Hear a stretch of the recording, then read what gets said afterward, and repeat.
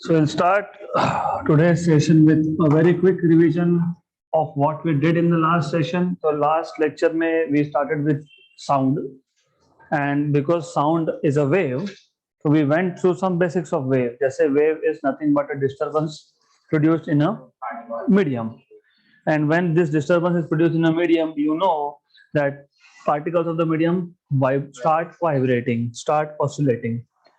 Then we saw different types of waves, जिसमें mechanical waves थे, the waves which require medium for its propagation. Such waves are called as mechanical waves.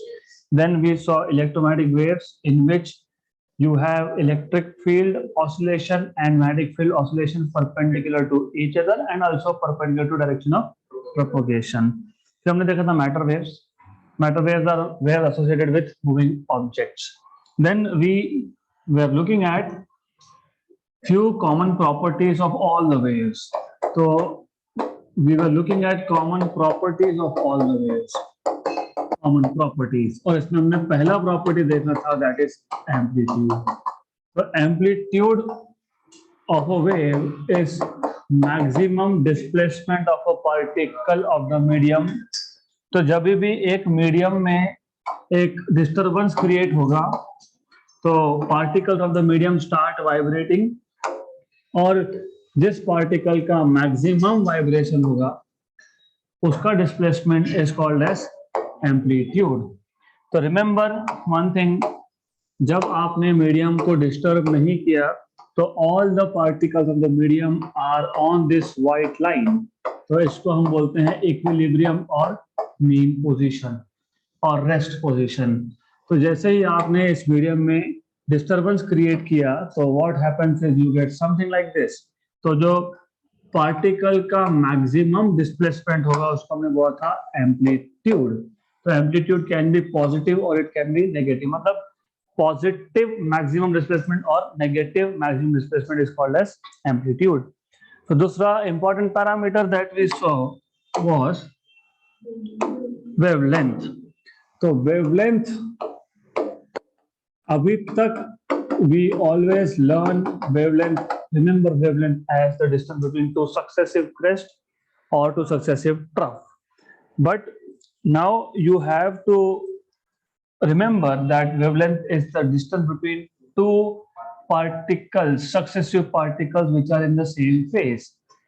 Phase क्या है वो आज हम discuss करेंगे, but first of all you should remember when you have a wave, there are so many particles on this medium which are vibrating continuously.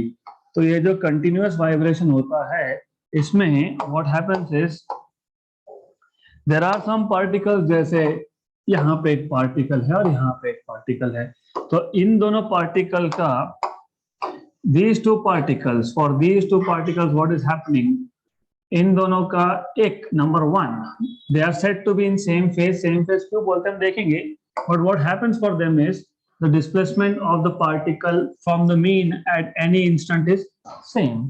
तो दोनों particle का किसी भी इंस्टेंट ऑफ टाइम पे मीन पोजीशन से equilibrium position से distance है same, और उसका डायरेक्शन ऑफ वेलोसिटी भी है सेम, राइट. तो these two particles they are said to be in phase.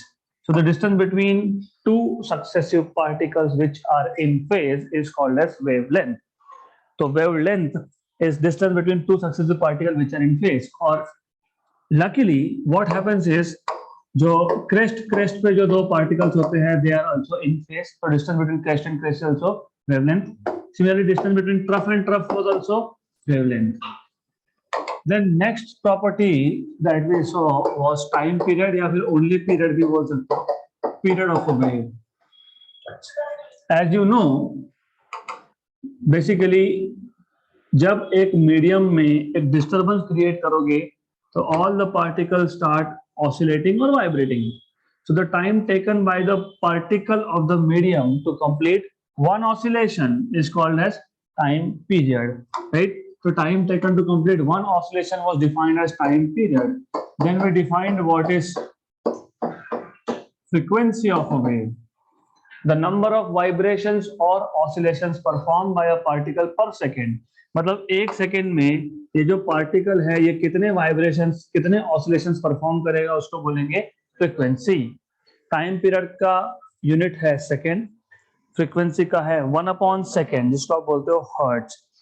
उसके बाद हमने डबल पीरियोडिसिटी जस्ट इंट्रोड्यूस किया था, we have not seen in detail, so we will now see in detail what is double periodicity. तो fifth property, we are moving towards the fifth property of wave, that is double periodicity. Double periodicity जब अब होता क्या है, first of all you should know the meaning of what is periodic.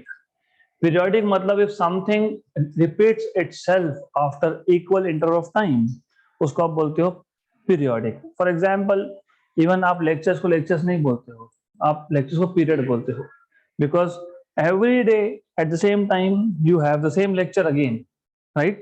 So if something is repeating itself after equal, ये बहुत important है, after equal interval of time, that is called as periodic.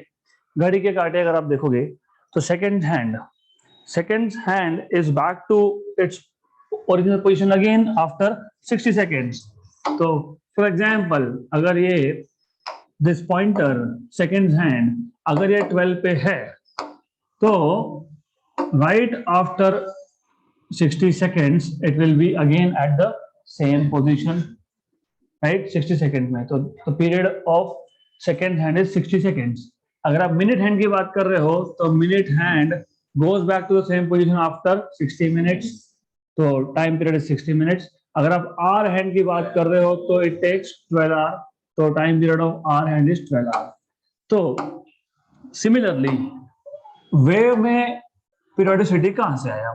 तो first of all you need to remember कि होता क्या है, and you need to be very careful with words here, क्योंकि doubly periodic जब आप बोलते हो तो you have to be very careful with words. तो first of all double periodicity में एक पीरियोडिसिटी आता है टाइम से, एक आता है स्पेस से। तो जब टाइम की बात करते हैं, for example eight a given location, you listen to these words carefully, at a given location मतलब some location, मान लो ये location, so at a given location the particle of the medium performs vibration and these vibrations are periodic. तो जब एक medium में से एक वेव प्रोपोगेट होगा, एक मीडियम में से एक वेव पास होगा, तो एट अ गिवन लोकेशन, किसी भी लोकेशन पे, जरूरी नहीं यहाँ पे लेना, कहीं भी ले सकते हो। So at a given location particle of the medium at that location performs periodic motion, मतलब उसको हर बार एक ऑसिलेशन कंप्लीट करने में उतना ही टाइम लगेगा। या फिर आप ऐसे बोल सकते हो, eight a given location the wave is repeating itself in equal intervals of time, hence wave is periodic in time. थोड़ा कंफ्यूजिंग होता है, मैंने यहां बोला कि ये जो पार्टिकल है ये पीरियोडिक मोशन परफॉर्म कर रहा है, सही है, फिर वेव कहां से पीरियोडिक हो गया? क्योंकि वेव अल्टीमेटली किससे बना है? Vibrations of the particle, right? अगर पार्टिकल वाइब्रेट हो रहा है तो पार्टिकल अपना एनर्जी ट्रांसफर कर रहा है, क्योंकि ये वाइब्रेट हुआ, इसने एनर्जी ट्रांसफर किया, तो अगला पार्टिकल भी वाइब्रेट हुआ, फिर अगला भी वाइब्रेट हुआ, फिर अगला भी वाइब्रेट हुआ, ऐसे करते करते यू गेट अ वेव। तो periodic vibration of the particles of the medium का मतलब ये है periodic vibration of the wave. So at a given location wave खुद को रिपीट करता रहेगा, मतलब और सिंपल लैंग्वेज में बात करोगे तो उस लोकेशन से, लेट अस से this location is P point, इस लोकेशन से हर बार इक्वल टाइम के बाद एक वेव पास होगा। After equal interval of time one wave will pass through it. For example this is the wave, बाकी सब भूल जाओ अभी, let us remove all this from here, okay? तो दिस इज द वेव। अब होगा क्या? होगा ये वेव जैसे यहाँ पे आया तो वेव क्या करता है? वेव पार्टिकल्स को डिस्टर्ब करता है, तो क्या करेगा वेव? इसको सेट कर देगा वाइब्रेशन में, मतलब जो पार्टिकल पी पे था अब कहाँ पे आ गया? यहाँ पे आ गया। फिर जैसे ही वेव आगे गया तो पार्टिकल भी ऊपर गया, राइट? ऐसा करते करते you will have something like this. फिर ये वेव और फॉरवर्ड गया तो पार्टिकल कहाँ आया? नीचे। फिर वापस से ये वेव आगे गया तो पार्टिकल कहाँ जाएगा? पार्टिकल जाएगा और नीचे। मतलब पार्टिकल एक वाइब्रेशन कंप्लीट करेगा, इसका मतलब ये होता है कि वहां से एक वेव पास हो गया, राइट? तो जब एक single vibration of a particle at a location corresponds to one wave passing through that point, right? अब जब नेक्स्ट वेव आएगा तो नेक्स्ट वेव वही करेगा, वापस से पार्टिकल को वाइब्रेट करवाएगा। तो what is happening at this location? The particle definitely is repeating मतलब the same motion, है ना? पार्टिकल क्या कर रहा है? वाइब्रेट हो रहा है। So at a given location, particle of the medium is performing oscillation in equal intervals of time. But that itself means that the wave is repeating itself at the given location in equal intervals of time. Correct? So you have to connect.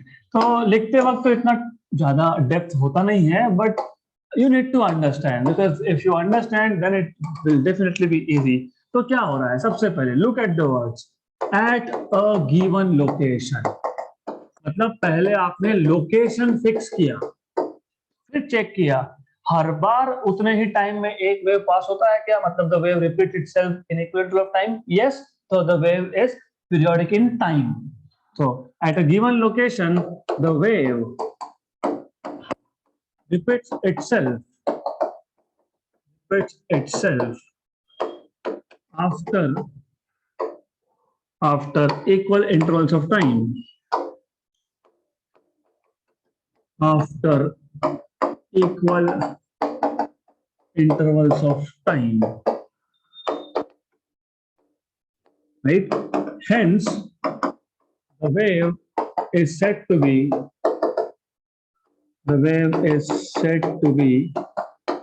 periodic in time. Right? Similarly, अब पहले आपने location fix किया था, अब आप time fix कर दोगे। So when you fix the time और आप क्या कर रहे हो? हर बार आप इक्वल डिस्टेंस ट्रेवल करके देख रहे हो। तो when you travel equal distance, you see crest के बाद अगला क्रेस्ट आएगा लैम्डा के बाद, फिर उसके बाद अगला क्रेस्ट वापस आएगा लैम्डा के बाद। मतलब एट अ गिवन टाइम, यहाँ पे था at a given location the wave repeats itself after equal intervals of time, वहां पे है at a given time the wave repeats itself after equal distances. So at a given time the form of the wave, मतलब structure of the wave, repeats itself after equal distances, after equal intervals of distances. Hence the wave is said to be periodic in space. तो एक तो periodic in time होता है, एक होता है periodic in space. So at a given instant of time, मतलब आपने वेव का फोटो निकाल लिया, सिंपल। गिवन इंस्टेंट मतलब टाइम को फ्रीज कर दिया, फोटो निकाल लिया। हाँ, 10 सेंटीमीटर के बाद वापस क्रेस्ट है, वापस 10 सेंटीमीटर के बाद क्रेस्ट है, वापस 10 सेंटीमीटर के बाद क्रेस्ट है। तो इसका मतलब वेव का स्ट्रक्चर रिपीट हो रहा है। So at a given instant of time the form of the wave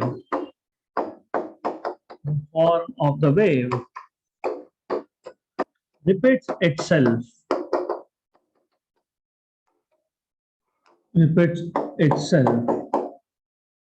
after equal intervals of distances.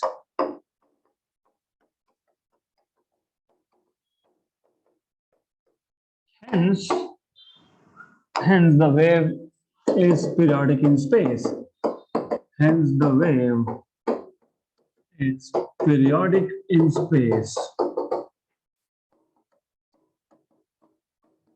Thus the wave is doubly periodic. So it is periodic in time as well as periodic in space. Right? याद रखना, बहुत काम में आएगा आगे जाके। तो once you know this, अब let us talk about sixth property.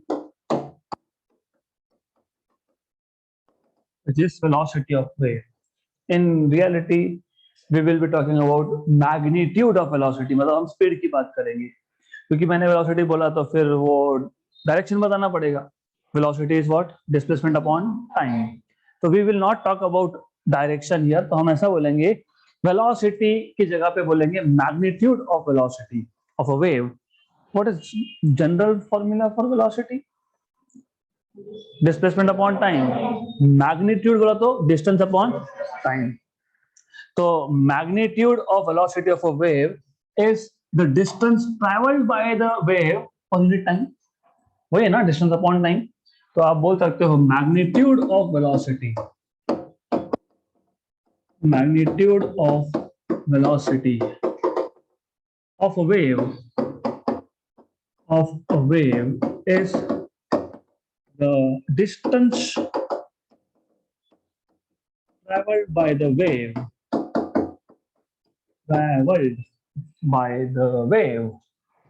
Okay, just a minute.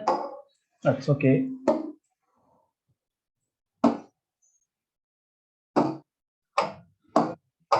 Okay. So it's the distance traveled by the wave per unit time. Good. तो अगर आपको magnitude of velocity निकालना है, if you want to find out magnitude of velocity, so what you will do is you will say distance upon time. Well, good. In one time period, how much is the distance traveled by a wave?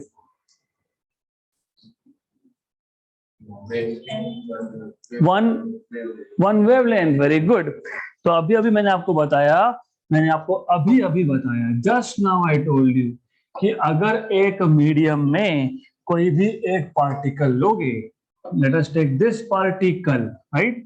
Then अगर यहाँ से कोई wave पास हो रहा है, so I'll just draw some wave, right? तो जब ये वेव पास होगा इसमें से, तो ये क्या करेगा, ये पहला क्रेस्ट आया तो ये इसको ऊपर लेके गया, फिर यहाँ पे ट्रफ आया, फिर ट्रफ क्या करेगा, इसको नीचे लेके जाएगा. मतलब क्रेस्ट से कहाँ गया पार्टिकल, ट्रफ, मतलब आधा ऑसिलेशन खत्म. फिर वापस से क्रेस्ट आया तो क्रेस्ट कहाँ ले जाएगा इसको वापस, सॉरी मतलब पार्टिकल कहाँ ले जाएगा, ट्रफ से क्रेस्ट पे. एक वेव खत्म हो गया, राइट? एक वेव खत्म हो गया. तो एक वेव में पार्टिकल का एक ऑसिलेशन हो गया, लेकिन डिस्टेंस कितना आया, वन वेवलेंथ. वेरी गुड, क्योंकि crest to crest. You see, जब पहला वेव का क्रेस्ट आया था तो पार्टिकल को वो ले गया था क्रेस्ट पे. या ऐसा भी बोल सकते हो, अगर आपको थोड़ा इमेजिनेशन बढ़ाना है तो बोल सकते हो कि पहले क्रेस्ट पहुंच गया, क्रेस्ट ने क्या किया, पार्टिकल को मैक्सिमम एम्पलीट्यूड पे ले गया, डिस्प्लेसमेंट ले गया, तो यहाँ पे है. अब जब you have this mean position, particle is here. Then when you have trough, particle is back to its maximum displacement, but now in negative direction. फिर वापस ये आया, इसने वापस इसको मीन पे लाया. Then over here is वापस से back to crest. मतलब पार्टिकल का एक ऑसिलेशन कंप्लीट हुआ तो वेव कितना आगे गया, लैम्बडा, राइट? गुड. तो we know that distance traveled by the wave in one time period, इसलिए मैं बोलता हूँ time period of oscillation is equal to time period of wave. अभी पता है ना, एक टाइम पीरियड में पार्टिकल का भी एक ऑसिलेशन कंप्लीट होगा और उस लोकेशन में से भी एक वेव पास होगा. So we know that in one period और one time period, capital T, right, the distance traveled by the wave is lambda. Distance traveled by the wave is one wavelength, lambda. Okay, then therefore magnitude of velocity मतलब v equal to distance मतलब lambda, time मतलब capital T, but 1 upon time period was frequency, तो frequency into wavelength. तो therefore आपके पास आ गया formula for speed मतलब velocity of a wave in a given medium n lambda. अब इसके आगे थोड़ा कंफ्यूजन क्रिएट होता है, तो कंफ्यूजन क्रिएट मत करना। Number one, you need to remember one thing, और बहुत लॉजिकल है। वेव कोई किसी भी टाइप का हो, चाहे वो वाटर वेव हो, वैसे वाटर वेव तो ले नहीं सकते क्योंकि वाटर वेव तो वाटर पे ही रहेगा हमेशा। Best example is sound and light. तो जब तक साउंड एक ही मीडियम में ट्रेवल कर रहा है, जैसे अब जो मैं बोल रहा हूँ sound is travelling through air, जब तक मीडियम चेंज नहीं होता तब तक वेलोसिटी चेंज नहीं होता। So in a given medium, remember, look at the structure of words, in a given medium मतलब मीडियम चेंज नहीं हुआ, तो in a given medium velocity of wave is constant. Similar is for light, जब तक light एक ही medium में travel कर रहा है तो वेलोसिटी विल नॉट चेंज। तो in a given medium, in a given medium, velocity of a wave is constant. Therefore, ये जो v equal to n lambda था, v कांस्टेंट हो गया, तो therefore constant equal to n lambda. Therefore, you can say constant by frequency equal to lambda. Therefore, you say that 1 upon frequency is proportional to lambda. मतलब frequency and wavelength are inversely proportional to each other. Frequency बढ़ेगा तो wavelength कम होगा, frequency कम होगा तो wavelength बढ़ेगा। और आपको ये भी पता होना चाहिए, frequency बढ़ना मतलब वाइब्रेशन फास्ट होना पार्टिकल्स के, वाइब्रेशन फास्ट होना मतलब वेवलेंथ कम होना, right. You have to keep connect, अगर कनेक्ट नहीं करोगे तो you will miss out on a very beautiful concept. चलो बता ही देता हूँ, it's something out of the syllabus, but पता होना चाहिए। Have you heard something called as red shift blue shift? सुना है? रेड शिफ्ट ब्लू शिफ्ट सुना है? नहीं सुना है तो कोई बात नहीं। तो फर्स्ट द थिंग इज, देखो होता क्या है, द आइडिया इज, हमारे पास अगर वेव है तो definitely this is wavelength. Wavelength ज्यादा होगा तो फ्रीक्वेंसी कम होगा।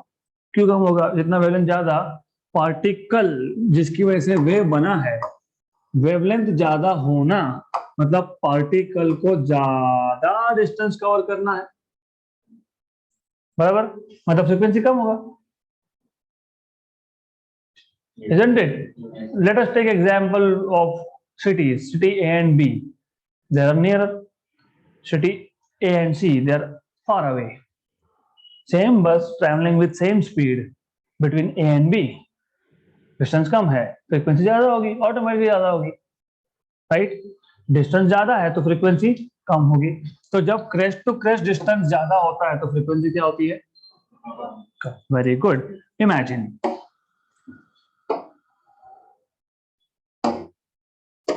अब ऐसा हुआ कि क्रेस्ट टू क्रेस्ट डिस्टेंस हो गया कम, राइट। तो अब frequency will be more, right? So this is how you need to remember. अब इसका इंटरेस्टिंग एप्लीकेशन है red shift and blue shift. Basically red shift और ब्लू शिफ्ट होता क्या है समझ लो। First of all, do you know what is the wavelength of blue light? Blue light,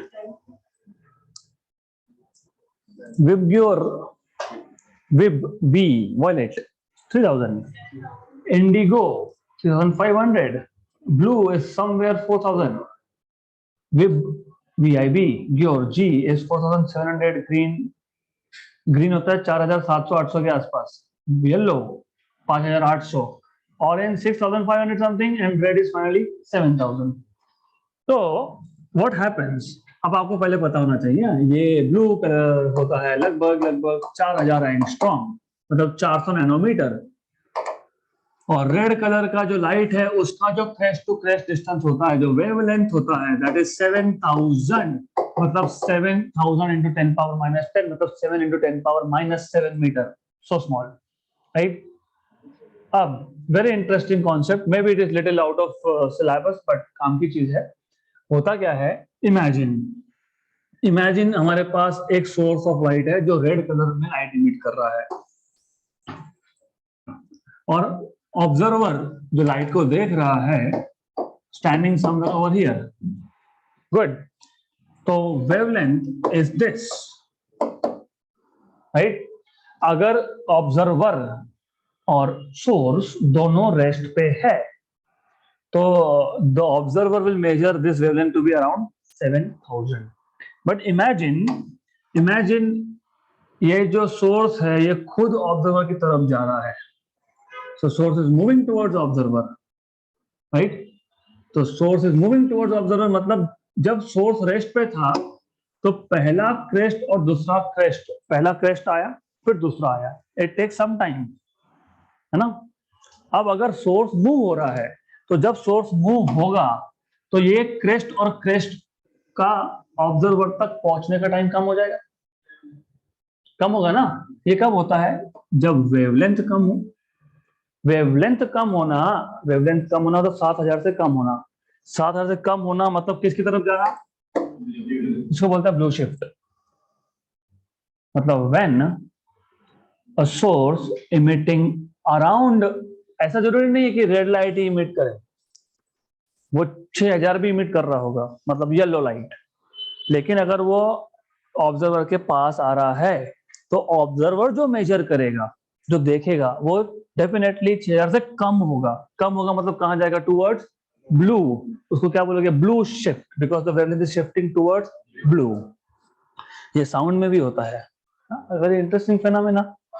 हाँ यस। तो अगर आप कभी रेलवे स्टेशन पे खड़े हो या फिर रोड साइड में खड़े हो, कहीं कोई गाड़ी आ रहा है हॉर्न बजाते बजाते, राइट, उसका फ्रीक्वेंसी जो होगा, some frequency, when it comes nearer you to you you hear louder, right. उसने जानबूझ के नहीं बढ़ाया आपको परेशान करने के लिए, it is because the frequency, yes, frequency increases and you hear louder. और जब वो वापस जाता है तो कम हो जाता है। तो वापस जाने का केस क्या है, यू सी। अब उल्टा सोचो, अब उल्टा ये है कि हमारे पास एक वेवलेंथ है, छोटा वेवलेंथ है, छोटा मतलब मैं ब्लू कलर को 3000 4000 बता रहा हूँ, छोटा है, तो वेवलेंथ इज दिस। अब प्रॉब्लम इज कि now the source is moving away. जब सोर्स अवे मूव करेगा, अवे मूव करेगा मतलब पहले जो क्रेस्ट आ रहा था फिर जो दूसरा क्रेस्ट आ रहा था, it was taking some time. लेकिन सोर्स दूर जा रहा है मतलब अभी क्रेस्ट और क्रेस्ट पहुंचने में टाइम ज्यादा लगेगा, ज्यादा लगेगा मतलब वेवलेंथ बढ़ेगा।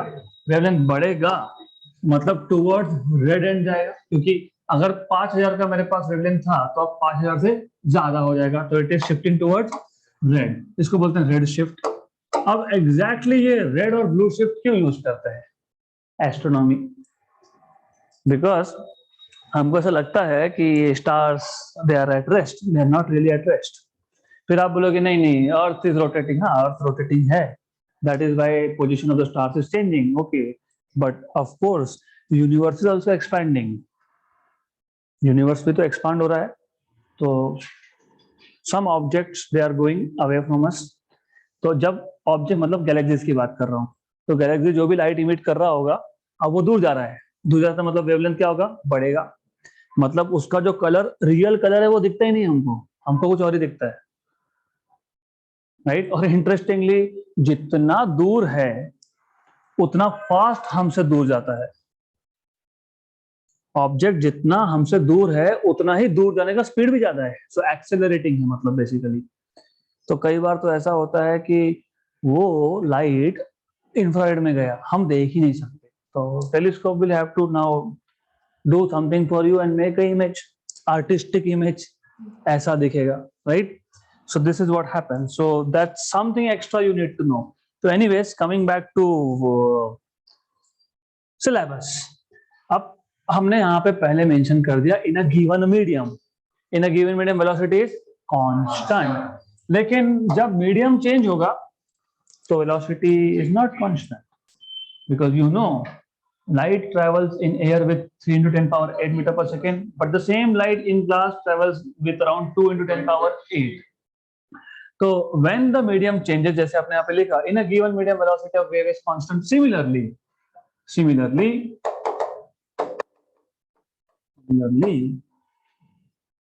याद रखना, in a given medium. Similarly, when the medium changes,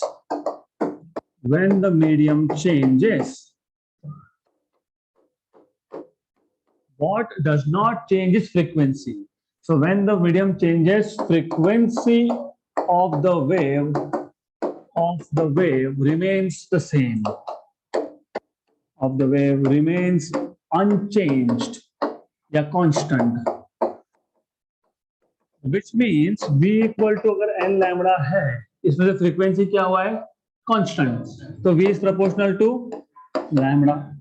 Correct? तो जब भी मीडियम चेंज होगा तो वेवलेंथ चेंज होगा, क्योंकि स्पीड चेंज होगा, लैम्बडा चेंज होगा because v will change, frequency तो कांस्टेंट है. तो देखो जब मीडियम सेम हो तो frequency and wavelength are inversely proportional, but medium change हो तो velocity is proportional to wavelength, right, because frequency is constant. याद रखना. अब यहां तक क्लियर? पक्का? तो in the same medium, frequency is proportional to 1 upon wavelength. Frequency is inversely proportional to wavelength. If the medium changes, velocity is proportional to wavelength. Good. So you are ready to solve one question now. So the speed of sound in air is 330 meter per second.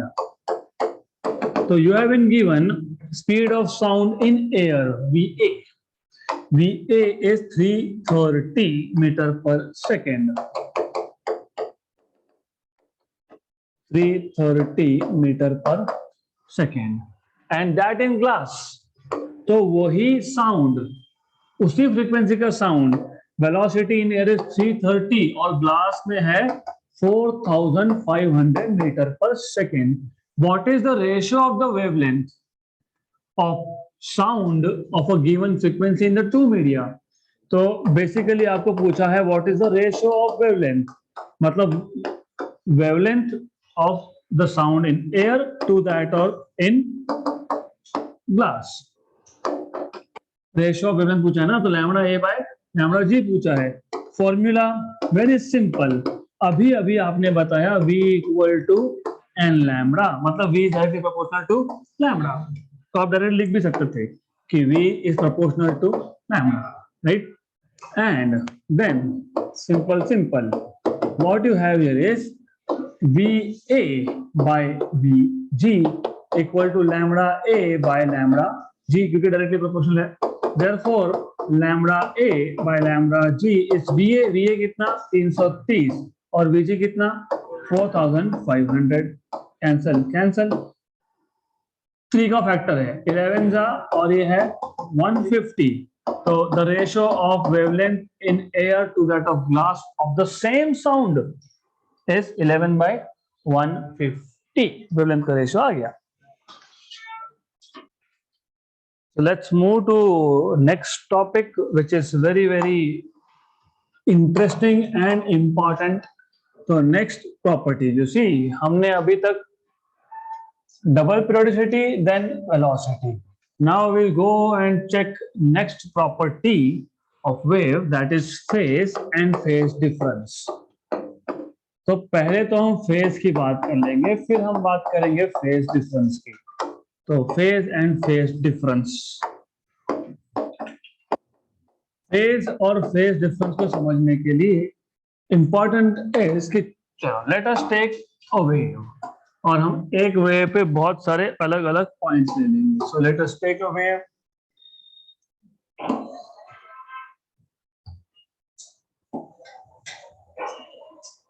ये एक wave है हमारे पास. Now थोड़ा सा change करता हूं. I need to put one more crest in order to explain.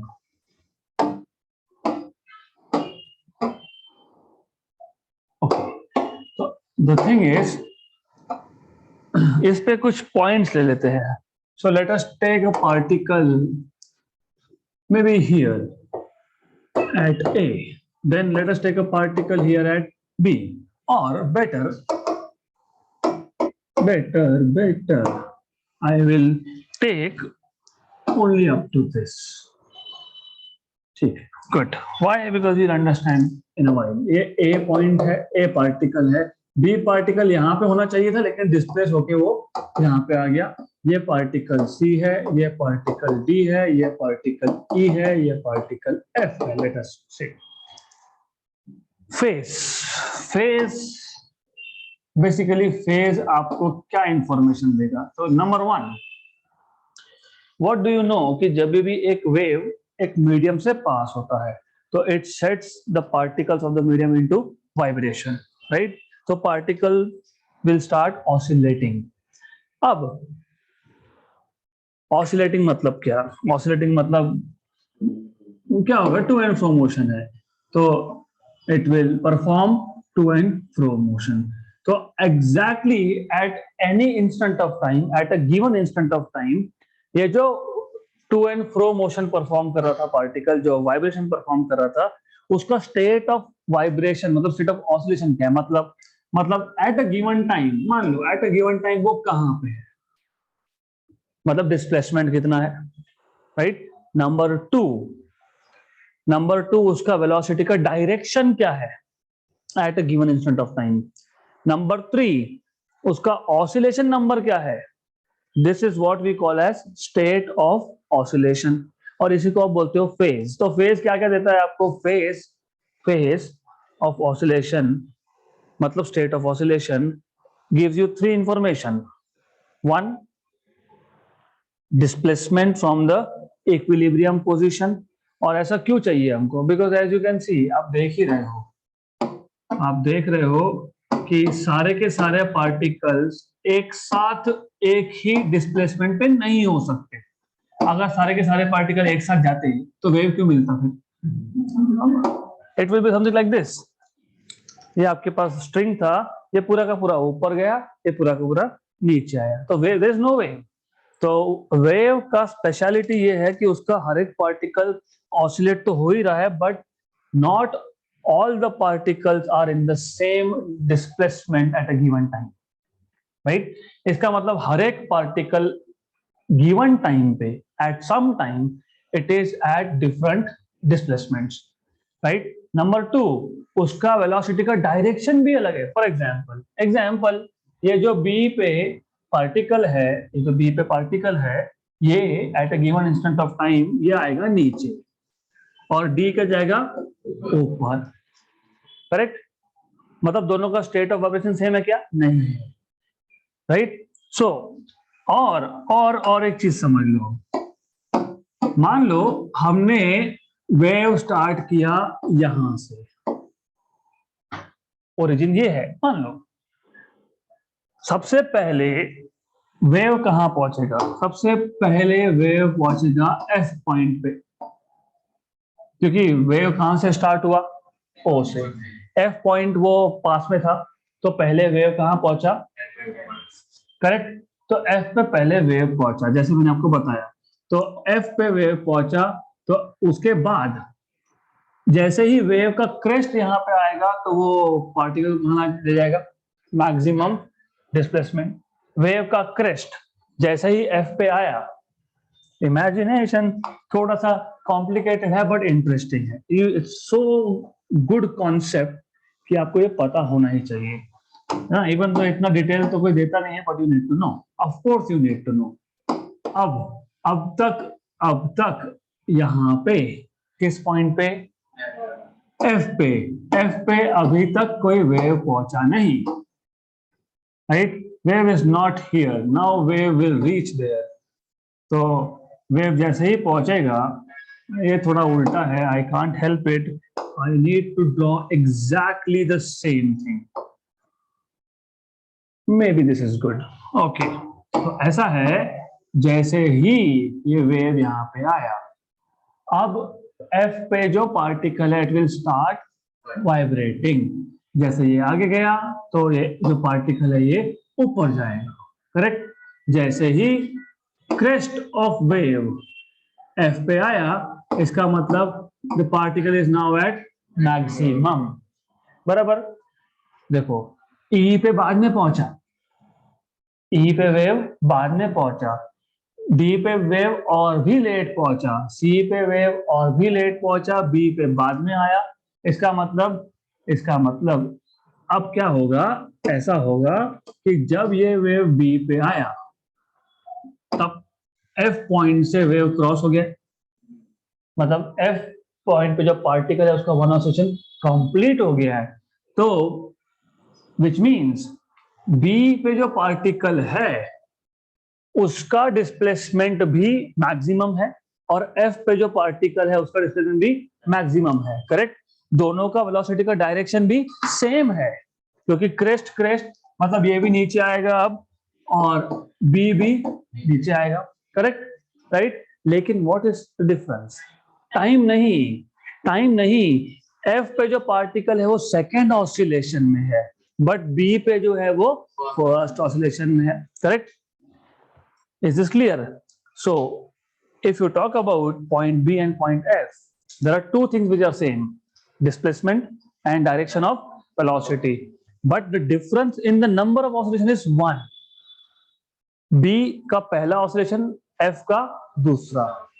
ये जो दो particles है, which are in the same, which have the same displacement, which have same direction of velocity, but for both of this number of oscillation differs by one. इनको बोलते हो points in same phase, right? इसके लिए आप जब define करते हो wavelength तो आप क्या बोलते हो? Consecutive, successive. मतलब दो सेम फेज के पॉइंट, मतलब क्या?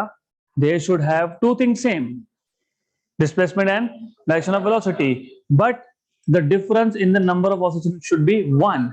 क्योंकि फिर मैं बोलता कि ऐसा क्यों, why only successive? तो सक्सेसिव नहीं, तो सक्सेसिव नहीं लोगे तो फिर यहाँ पे भी एक दूसरा एम्पलीट्यूड होगा, राइट? फिर why can't you define wavelength as ये सम पॉइंट है G, तो G से B पॉइंट का वेवलेंथ क्यों लिया? Because they have same displacement, direction velocity is same, right? Phase same है, but problem is they are oscillation number is differs by 2, तो ये पता होना चाहिए। So first of all, तो you should know कि आपको phase मतलब क्या देता है। तो नंबर वन, phase मतलब आपको बताता है state of oscillation। state of oscillation मतलब पार्टिकल का डिस्प्लेसमेंट क्या, पार्टिकल का वेलोसिटी का डायरेक्शन क्या, और पार्टिकल का ऑसिलेशन नंबर कौन सा है, राइट? तो number one, the state of vibration और oscillation, the state of vibration और oscillation is called as phase, right? तो अब ऐसा है, as you know, phase gives, number one क्या देता है? phase gives displacement of the particle at a given instant of time, displacement of a particle at a given instant of time.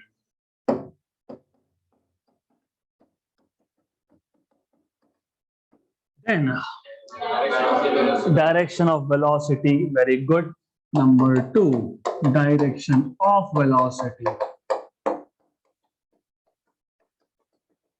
Number three, number of oscillation.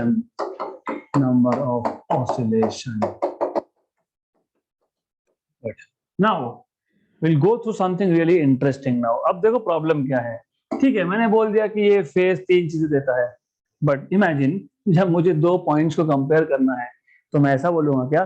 O, at some instant of time wave just reaches at A, hence A is at mean position. At the same time, the particle at B is at positive extreme, and at the same time, particle at C is at mean and going in the negative direction. At the same time, particle at D is at negative extreme, मतलब negative maximum, and now it will go up.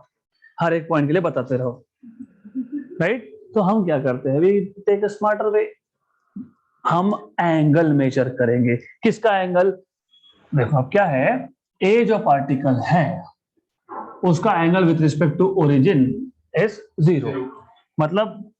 मतलब zero angle, मतलब number 1 particle is at mean position, rest से अभी अभी rest से move होगा, right. Number 2 it will go towards positive extreme, positive displacement. Number 3 उसका oscillation number है 1। तो जीरो एंगल मतलब particle will is at mean position, it will now move towards positive extreme, it is in its first oscillation। Particle B की जब बात करोगे, देखो क्या है, पार्टिकल बी यहां से यहां तक जा चुका है, मीन से कहां गया? Positive extreme. Wait a minute, mean से positive extreme, you are right. तो मीन से गया positive extreme. Let us take a circle. ये अब डिपेंड करता है how do you take it. मान लो ये लाइन जो है, ये लाइन है मीन पोजीशन, राइट। पार्टिकल यहाँ पे था, राइट, मतलब मीन पे था। एक्सट्रीम मतलब पॉजिटिव एक्सट्रीम मतलब यहाँ पे, करेक्ट। तो पार्टिकल का मीन से मैक्सिमम डिस्प्लेसमेंट जाना मतलब कितना एंगल बनना? एग्जैक्टली। तो जो पार्टिकल बी है उसका डिस्प्लेसमेंट क्या है? Maximum towards positive and, right. उसका डायरेक्शन ऑफ वेलोसिटी कहाँ है? It will come now down. उसका एंगल कितना है? 90, मतलब π/2, मतलब पहला वाइब्रेशन, ये अभी पूरा कंप्लीट नहीं हुआ, राइट। कंप्लीट कब होगा अभी सोचो। अब सी की बात करो, तो सी का क्या सिचुएशन है? सी ने क्या किया? सी ने क्या किया एट दिस टाइम? सी ऊपर जाके आया, ऊपर जाके आया, राइट। मतलब है तो मीन पे, but it has already completed half oscillation, correct. अब कहां जाएगा? Downwards, correct. गुड, डाउनवर्ड्स जाएगा। एंगल कितना? 180। क्यों 180? ये जो है ये यहां से यहां पे आ चुका है, मतलब वो मीन से स्टार्ट करके ऊपर गया था फिर वापस नीचे आया। कितना एंगल बना? 180, राइट। मतलब सी का फेज है पाई रेडियन, 180 डिग्री, राइट। अगर आप डी की बात करोगे, D D what about D? D का क्या था? It started from mean, went up, then came back to mean, मतलब π/2 और π/2, पाई, फिर वापस नीचे और π/2, 3π/2, 270 degree, correct. Good. What is situation for E? E था ऊपर गया वापस नीचे आया, π/2 π/2, वापस π/2, वापस π/2, तो 4 बार π/2 मतलब 2π, मतलब 1 ऑसिलेशन कंप्लीट, करेक्ट। 360 डिग्री मतलब 2π रेडियन, मतलब 1 ऑसिलेशन कंप्लीट। गुड। अब what is the situation with F? Look, F started from mean, wait, went here π/2, came back here π/2, went down π/2 and came back π/2, 2π हो गया, then went up 2π plus π/2, 450, मतलब कितना हो गया radian में? 5π/2, 2π plus π/2, 5π/2। ज्यादा सोचना मत, 2π plus π/2, 2 मतलब 2 by 2 मतलब हाफ, 2 और हाफ 2.5 मतलब 5/2, 5π/2, करेक्ट, राइट। तो what do you understand from this? अगर मैं बोलता हूं कि the phase of particle B is π/2, मतलब you understand that this particle is at maximum 90 नहीं, मैंने एंगल बताया ना, is at maximum displacement but positive displacement. Now it will go down towards mean and it is in its first oscillation. Important. If I say pi, then you mean आधा oxygen complete हो गया, mean पे आ गया, अब नीचे जाएगा, right. आधा oxygen complete हो गया है, half is done, correct. If I से 3π/2, then it is in its first oscillation, right? It is at negative extreme. Now it will go towards mean. Correct? Number of oscillation is 1. If I say 2 pi, then mean पे है, एक चक्कर complete हो गया, अब ऊपर जाएगा, मतलब पॉजिटिव एक्सट्रीम की तरफ जाएगा. इफ आई से 5 पाई बाई 2, या मतलब क्या, मतलब इट इज सेकेंड ऑसिलेशन में है, पॉजिटिव एक्सट्रीम पे है, अब मीन पे जाएगा. मतलब 0 से 2 पाई पहला ऑसिलेशन, 2 पाई से 4 पाई दूसरा, 4 पाई से 6 पाई तीसरा, and 6 pi to 8 pi, 6 pi to 8 pi, 6 pi to 8 pi, 0 to 2 pi 1, 2 pi to 4 pi 2, 4 pi to 6 pi third, 6 pi to 8 pi fourth oscillation, right? तो देखो अब why do we need this? Why do we need this? Because it's a very simple thing. क्योंकि wave जो होता है ना, wave, you may have a wave, correct? अब ऐसा है कि डेफिनेटली वेव जो है हर एक पॉइंट पे एक साथ तो पहुंचने नहीं वाला. तो यहां से अगर लेफ्ट से राइट वेव जा रहा है तो डेफिनेटली पहले यहां पहुंचेगा, राइट? फिर यहां पहुंचेगा, फिर यहां पहुंचेगा, फिर यहां पहुंचेगा. अब यहां पे आने के बाद इसने डिस्प्लेस कर दिया, राइट? तो ये जो पार्टिकल है इसका फेज एंगल हो गया पाई बाई 2, मतलब इसका पहला ही ऑसिलेशन है, राइट? इसका पहला ही है, correct? This is first. Okay, then remember this, हम वो देख रहे थे diagram, 0 pi by 2 pi, 3 pi by 2 2 pi. तो 0 pi by 2 pi, 3 pi by 2 2 pi, 5 pi by 2, I don't care. 0 से 2 पाई, 2 पाई से यहाँ पे आ गया 4 पाई, दिस इज 4 पाई, बीच में आ गया 3 पाई. ओके, राइट है ना? 3 पाई नहीं, वो गलत है, ये 3 पाई इधर आएगा, इधर यहाँ पे 3 पाई आएगा. This is 4 pi plus pi by 2, 9 pi by 2, है ना? सो अब 9 पाई बाई 2 का और पाई बाई 2 का अगर आप बात करोगे तो पाई बाई 2 वाला पहले ऑसिलेशन में है और 9 पाई बाई 2 वाला थर्ड में है, क्योंकि 4 पाई के ऊपर गया, 4 पाई के ऊपर गया. तो जब पाई बाई 2 पे जो ए पार्टिकल था उसका पहला ही ऑसिलेशन चल रहा है और ये आ गया तीसरे में, मतलब this is leading, that is lagging. यहाँ पे लूंगा तो वो तो और भी हायर नंबर ऑफ ऑसिलेशन पे होगा, राइट? तो अब तो that is what I said कि phase is something which will you require और 12th में बहुत काम में आएगा. तो फेज की value gives you 3 important piece of information. याद रखना, तीनों पता होने चाहिए, डिस्प्लेसमेंट, वेलोसिटी का डायरेक्शन और नंबर ऑफ ऑसिलेशन. अब अगर मुझे फेज डिफरेंस की बात करनी है, हाँ, तो कोई भी 2 पॉइंट ले लो, उसका फेज का डिफरेंस बताओ. कोई भी 2 पॉइंट ले लो, ये ले लिया मैंने ए पॉइंट और यहाँ पे मैंने बोल दिया ये B point. What is phase difference? 2 pi, right? Phase का डिफरेंस, इसका 0 फेज था, इसका 2 पाई है. अगर मैं 2 पॉइंट और लेता हूं, मान लो मैं ऐसा करता हूं, let us take a point at A and let us take another point over here, correct, right? कितना डिफरेंस है? 3 पाई बाई 2. तो फेज डिफरेंस है 3 पाई बाई 2. इसका मतलब एक है मीन पे, दूसरा है लेफ्ट एक्सट्रीम पे, नेगेटिव मैक्सिमम पे. क्लियर? गुड. सो बाकी लिखने का काम we'll see, we'll do it or maybe we'll not do it because I will give you notes. So this is something you need to understand. अब तो हम wave की बात कर रहे हैं इन 12th. देखो यहाँ पे ये वेव का बहुत सिंप्लीफाइड वर्जन है. आप सिर्फ बोल के खत्म कर देते हो, when a disturbance passes through a medium then the particles of the medium vibrate, बात खत्म. बट 12th में हम सिंगल पार्टिकल पे फोकस करेंगे. वेव भूल जाओ, सिंगल पार्टिकल.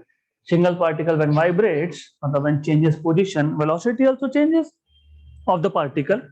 अगर velocity change होगा तो kinetic energy भी change होगा. तो कौन से पोजीशन पे कितना kinetic energy, और kinetic energy change होगा तो potential energy भी change होगा. तो कौन से पॉइंट पे कितना potential energy. So this is what we will be doing in 12th, not this year. So that's it for today.